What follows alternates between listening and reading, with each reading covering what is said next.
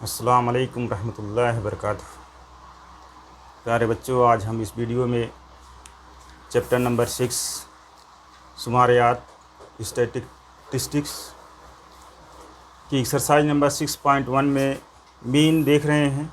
Mean मालूम करने का यानी म्यानिया मालूम करने का तीसरा तरीका गुरेज मरहले का तरीका सीखेंगे। इसमें हम सबसे पहले तो इसमें आपको गुरेज मरहले के तरीके से म्यानिया मालूम करने का जाब्ता मालूम होना चाहिए। इसका जाब्ता जो होता है म्यानिया यानी मीन x बार बराबर a प्लस u बार ज़रब g। अब इससे पहले वाले में आपने मफरूजा तरीके में a को जान लिया है कि a क्या होता है। a किसी भी वस्त जमात को म्यानिया फ़र्ज कर लिया जाता है। फिर दूसरी चीज़ इसमें आपको देखना है कि u बार क्या है। u बार यहाँ पर है u बार बराबर sigma fi into U I upon sigma fi। इसी को सिग्मा fi को n भी कहते हैं। और g जो होता है ये जी आपका मीम जाल अलीफ है। किसका? डी आई का। डी आई का मीम जाल अलीफ जो है क्या है? जी है। और यहाँ पर यू आई क्या है? यू आई भी देख लेते हैं। यू आई बराबर होता है डी आई बटे जी। ये इतनी चीज़ें आपको जानना। डी आई तो आपने मफरूजा तरीके में देखा है, वो डी आई निकलेगा। उसमें जो भी उसका जो भी मीमा जाल अलिफ निकलेगा तमाम डी आई का उसको उससे तकसीम कर दिया जाएगा इसको, तो ये यू आई कहलाएगा। अब इतना जाब्ता आपको याद होना चाहिए। ये गुरेज मरहला का तरीका है और इसके लिए ये जाब्ता इस्तेमाल होता है। A plus U bar into G. U bar क्या होता है? Sigma F I into U I upon F I. और यू आई क्या होता है? D I upon G. और जी क्या होता है? डी आई का मीम जाल अलिफ, यानी तमाम डी आई जो आएंगे उसका मीम जाल अलिफ क्या होगा। और उसके बाद दूसरी चीज़ हमको ये देखना है, जानना है कि गुरेज मरहले के तरीके में यानी स्टेप डेविएशन मेथड में जो बॉक्स बनाया जाता है, जो टेबल बनाया जाता है, उसमें कितने कालम होते हैं? 1 2 3 4 5 6। पहले हमने रास्त के तरीके में 4 कालम बनाए, मफरूजा तरीके में 5, और इसमें 6 कालम बनेंगे।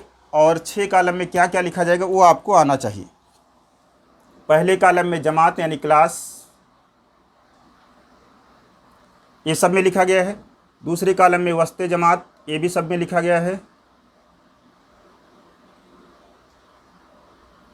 इसी को एक्स आई कहा जाता है। फिर इसके बाद डी आई, ये मफरूजा तरीके में निकाला गया है। डी आई बराबर क्या होता है? एक्स आई माइनस ए। ये जो है मफरूजा म्यानिया हो जाएगा। डी आई जो होता है ये इनहराफ कहलाता है। इनहराफ। डी आई जब निकल जाएगा तो उसके बाद यू आई निकाला जाएगा। यू आई क्या होता है? डी आई अपान जी, ये लिखा जाएगा। और ये ताद्दुद होता है, ये तमाम में ये लिखा जाता है ताद्दुद। और जब ताद्दुद आ जाएगा तो यू आई और एफ, ताद्दुद को एफ आई कहते हैं। इसमें आपका आ जाएगा एफ आई ज़रब यू आई या यू आई ज़रब एफ आई, जो भी लिखेंगे इस तरह से आपको ये जदवल में क्या क्या लिखा जाएगा वो याद होना चाहिए। और फिर उसके बाद सवाल दिया रहेगा, जमात दी रहेगी और ताद्दुद दिया रहेगा। फिर वस्ते जमात निकालेंगे, फिर डी आई निकालेंगे सबका, और उसमें से जी भी निकाल लेंगे हम। और जी से डी आई, तमाम डी आई को तकसीम करके यहाँ पर लिख देंगे। ताद्दुद दिया रहेगा, इसको और इसको ज़रब कर लेंगे और फिर आगे की कार्रवाई की जाएगी। और जो मरहले आएंगे उसको हम सवाल जब हल करेंगे तो उसकी मदद से देखेंगे। आइए इसका पांचवा सवाल देखते हैं। पांचवा सवाल है, झैल में एक कंपनी के 120 मुलाजमीन से कहत जदगान में के लिए जमा किए गए अतियात की तादादी तकसीम की जदवल दी हुई है। मुलाजमीन की जमा किए हुए अतियात का मयानिया गुरेज मरहला के तरीके से मालूम कीजिए। जब आपको सवाल दे दिया जाएगा कि गुरेज मरहले के तरीके से करना है, तो आपको सवाल हल करते वक्त जब सवाल लिखेंगे वहाँ पर लिखेंगे गुरेज मरहले का तरीका, या यहाँ बॉक्स बनाएंगे उसके ऊपर लिखेंगे गुरेज मरहले के तरीके से सवाल हल किया जा रहा है। इसमें कॉलम बनाएंगे आप। पहले कॉलम में जमात लिखेंगे और जमात में क्या दिया गया है, अतियात, जमा अतियात रुपए में। फिर दूसरा कॉलम जो बनेगा वस्ते जमात का बनेगा, XI उसको कहते हैं। तीसरा कॉलम जो बनेगा वो इन्हराफ रहेगा, DI बराबर XI माइनस A। और चौथा कॉलम UI रहेगा, UI बराबर होता है DI अपान G।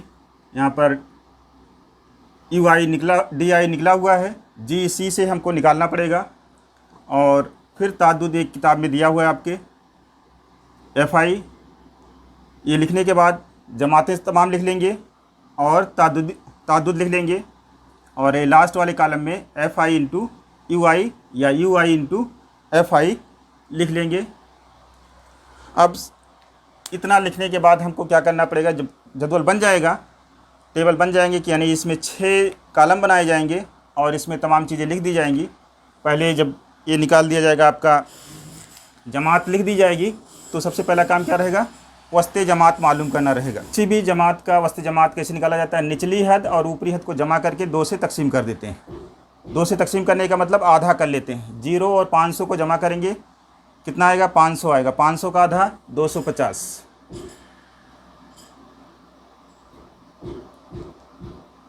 फिर इसी तरह से 500 और 1000 को जमा करेंगे तो कितना हो जाएगा, 1500। 1500 का आधा कितना हो जाएगा, 750।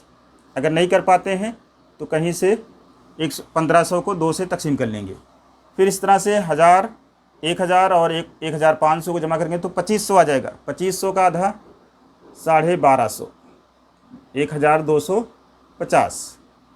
फिर इसी तरह से ये 1500 और 2000 के बीच में कितना आएगा, 1750। इस तरह से भी कर सकते हैं, 1700, 1750। 2000 और 2500 के बीच में कितना आएगा, 2250। किसी तरह से आपको ये इसका दरमियान वाला तय कर लेना है कितना आएगा। जब वस्ते जमात आ जाएगा, XI आ जाएगा, तो इसमें से आपको किसी एक को A फ़र्ज़ कर लेना होगा, यानी मयानिया फ़र्ज़ कर लेना होगा। तो यहाँ पर हम किसका मयानिया फ़र्ज़ करते हैं, आम तौर से जो है फ़र्ज़ तो करना चाहिए जिसका ताद्दुद सबसे ज़्यादा है, लेकिन अगर दरमियान में भी किसी को फ़र्ज़ कर लेते हैं तो कोई हर्ज नहीं है। यहाँ पर 32 भी थोड़ा ज़्यादा ही है, इसलिए 32 वाले को हम फ़र्ज़ कर लेते हैं, तीसरे वाले को इसको A फ़र्ज़ कर लिया जाता है, इसको A कह लेते हैं। A बराबर 1250। तो यहाँ पर लिखेंगे फ़र्ज़ किया कि, जदवल के नीचे भी लिख सकते हैं, मयानिया A बराबर 1250। जब 1250 फ़र्ज़ कर लेंगे तब इस जदवल के कॉलम में यहाँ पर DI बराबर लिख देंगे एक बार, तो बेहतर रहेगा। XI नफ़ी 1250 नहीं भी लिखेंगे चलेगा, कोई हर्ज नहीं है। अब 250 में से 1250 नफ़ी करेंगे तो ये नफ़ी 1000 आ जाएगा। फिर 750 नफ़ी करेंगे तो नफ़ी 500 आ जाएगा। जब इसमें से 1250 में से 1250 नफ़ी करेंगे तो 0 आ जाएगा। अब फिर 1750 में से 1250 नफ़ी होगा तो 500 आ जाएगा। यहाँ पर प्लस में आएगा, ऊपर माइनस में आया है। और ये जब 2250 में से 1250 नफ़ी करेंगे तो 1000 आ जाएगा।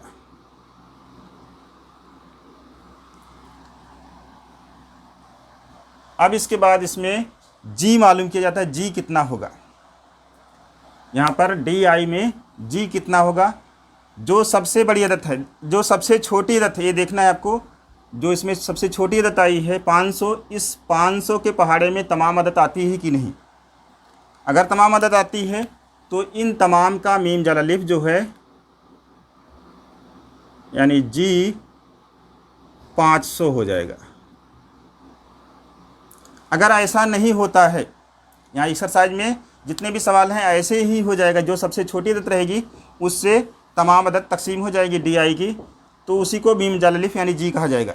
लेकिन अगर ऐसा नहीं होता है तो ऐसी अदद लेंगे जिससे सबसे छोटी अदद भी तकसीम होती है और बड़ी अदद भी तकसीम होती है। सबसे बड़ी अदद रहनी चाहिए कि उससे बड़ी अदद कोई ऐसी ना हो कि जो छोटी अदद को भी तकसीम करती हो और बड़ी अदद को, इसी को मीम जाल अलिफ कहा जाता है, मुश्तरक जुज़ाफ अक्ल कहा जाता है। जब ये निकल जाएगा, अब देखिए ये सवाल जो हल किया जाता है इस कैलकुलेशन को कम करने के लिए, अब 1000 को नफ़ी 1000 को 500 से तकसीम करेंगे तो नफ़ी 2 हो जाएगा। इसको जब तकसीम करेंगे 500 को 500 से तो नफ़ी 1 आ जाएगा, यहाँ तो 0 आएगा ही। अब इसको जब तकसीम करेंगे तो 1 आ जाएगा और इसको तकसीम करेंगे तो -2 आ जाएगा। ये गुरेज मरहले का तरीका जो है मफरूजा तरीके को और आसान करने के लिए, यानी कि जमा नफ़ी जरब तकसीम जो है उसमें उसको और आसान करने के लिए, सिंप्लीफाई करने के लिए ये तरीका इस्तेमाल किया जाता है। अब इसको जरब कर लेंगे, नफ़ी 2 को और 35 को, तो नफ़ी 70 हो जाएगा। फिर नफ़ी 1 को 28 से जरब करें तो नफ़ी 28 हो जाएगा। 0 को जरब करेंगे तो 0 हो जाएगा। 15 को जरब करेंगे तो 15 1 का 15 हो जाएगा। और नफ़ी 2, ये +2 आएगा। 2 को जरब करेंगे तो 10 दूनी 20 हो जाएगा। इतना आने के बाद अब हमको एक चीज़ यहाँ पर निकालना है, सिग्मा एफ आई निकालना है, या एन कहते हैं कुछ लोग इसको, सिग्मा एफ आई, यानी इसका पूरे का टोटल कितना आएगा वो हम यहाँ लिखेंगे और इसका टोटल निकालेंगे, sigma F I into U I का टोटल कितना आएगा। ये दोनों जमा कर लेंगे, कितना आएगा देखते हैं। जब इसका टोटल करेंगे एफ़ का तो 8 5 13 हो जाएगा, 13 2 15, 15 5 20 हो जाएगा, 20 के 0 हासिल 2, 3 2 5 2 7 3 10 2 12, 120 हो जाएगा। सवाल में भी कहा गया है कि 120 मुलाजमीन हैं, तो ये आपका 120 आ जाएगा। अब इसको जमा करने के लिए आपको माइनस वाले को माइनस में जमा कर लेंगे, एक साथ कर लेंगे, और जमा वाले को एक साथ जमा कर लेंगे। तो ये नफ़ी 70 और नफ़ी 28 मिलकर के 7, ये 8 हो जाएगा और 7 2 9 हो जाएगा, 98 हो जाएगा। और ये कितना हो जाएगा, नफ़ी 98 हो जाएगा और ये हो जाएगा आपका 35 प्लस में आ जाएगा। तो यहाँ पर 98 में से 35 अलग से कहीं पर भी नफ़ी कर लेंगे। 8 में से 5 निकलेगा 3 और 9 में से 3 निकलेगा 6, 63। ये नफ़ी में आ जाएगा क्योंकि 98 नफ़ी है, तो ये -63 हो जाएगा। अब आपका जब जदवल पूरा हो जाएगा तब आपको इसका हल, ये हल में शुमार है, ये तमाम चीज़ें आप निकाल लें। सिग्मा एफ आई निकाला आपने, sigma F I into D I निकाला, ये कैलकुलेशन में सब है, इस पर भी नंबर मिलेगा आपको। अब जब मयानिया मालूम करने का जाब्ता लिखा जाएगा, यानी मयानिया बराबर मयानिया एक्स बार बराबर ए प्लस यू बार जरब जी।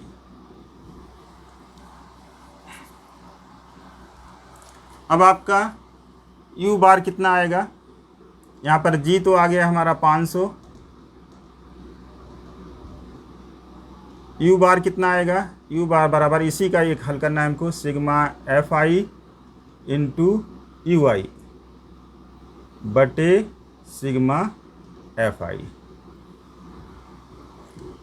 तो ये बराबर हो जाएगा आपका, इसकी कीमत आई है नफ़ी 63 बटे इसकी कीमत आई है 120। 120 से 63 को तकसीम करना है, कर लेंगे अलग से कहीं पर, ये करना आपके लिए ज़रूरी है। 63 को 120 से तकसीम करेंगे, 120 का पारा 63 में नहीं जाएगा, 0 लगाएंगे, असरिया लगाएंगे और यहाँ 0 बढ़ जाएगा। अब 12 25 60 हो जाएगा, 60 और एक 0 लगा लेंगे, 600 हो जाएगा, 0 3 300 हो जाएगा, 12 दूनी 24 240 हो जाएगा, 0 और 6 आ जाएगा, 0 और 12 25 60। ये आपका हो जाएगा -0.525। अब जाब्ते में तमाम कीमत रख देंगे। हमको एक ही कीमत मालूम है, कितना, 1250, इसलिए x बार बराबर कितना हो जाएगा,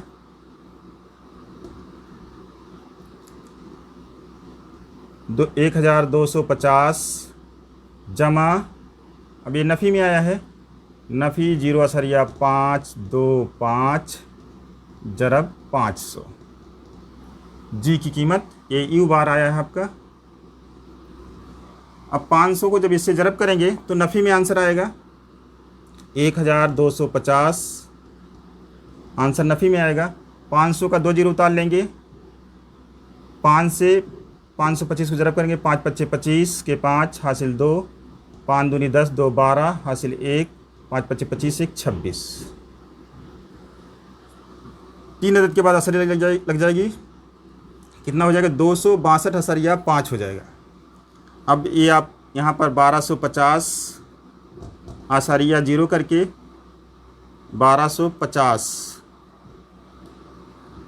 आसारिया 0 करके 262 आसारिया 5 लिख करके नफ़ी कर लेंगे।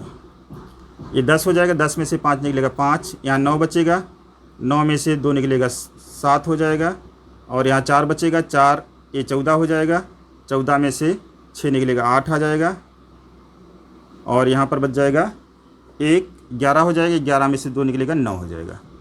ये बराबर हो जाएगा 987 आसारिया 5। ये मानिया आ जाएगा किसका, सवाल में क्या कहा गया है, क्या पूछा गया है, मुलाजमीन में जमा किए हुए अतिया। तो अतिया का मैं इसलिए जमा किया गया अतियात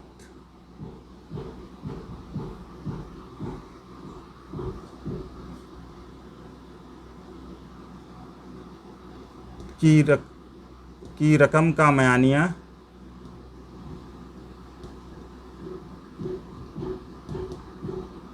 987 आसारिया 5 रुपये है। ये आंसर हो जाएगा। आंसर इससे इस तरह से एक जुमले में लिख देना होगा। थोड़ा सा ध्यान रखना होगा कि सवाल गलत ना हो, इसलिए थोड़ा सा आपको जमा नफ़ी और ज़रब तकसीम आना चाहिए। इसी तरह से इसका छठा सवाल भी कर लेंगे। कोई दुश्वारी होगी तो कमेंट बॉक्स में लिखिए, इंशाल्लाह कोई दुश्वारी नहीं आएगी। पूरी चीज़ तफसील से बता दी गई है, किसी को कोई दिक्कत आने वाली नहीं है। आप ये याद रखिए, जाब्ता याद रखिए, जाब्ते के हर टर्म को क्या माने होता है, क्या मतलब होता है। कहीं कहीं आपको मजमूई सवाल में कहीं पर ये जी जो है, जो यहाँ पर जी निकला हुआ सबसे छोटी अदद, वो आपको निकालना पड़ेगा, यानी कि मीम जाल अलिफ निकालना पड़ेगा। इसका ध्यान रखेंगे। जज़ाकल्लाह खैर।